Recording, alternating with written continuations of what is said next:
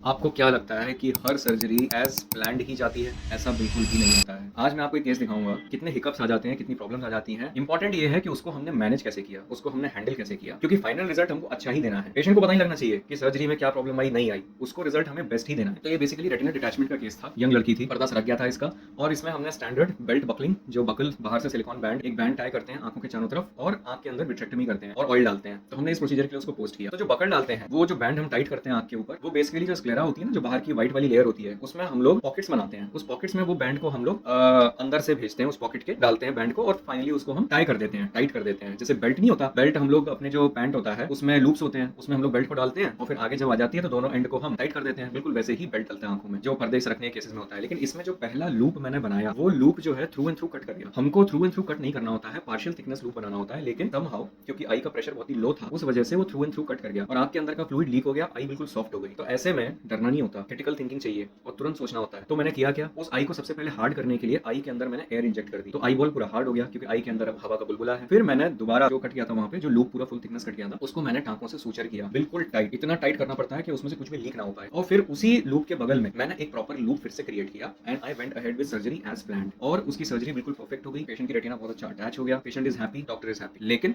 ऐसा होता है, तो ऐसे केसेस में हमको डरना नहीं होता है, हमको वहीं पे क्रिटिकल थिंकिंग रखनी होती है और इंप्रोवाइज करना होता है इन अ वे कि फाइनल आउटकम कॉम्प्रोमाइज ना हो। I hope you like the video, you like the challenge.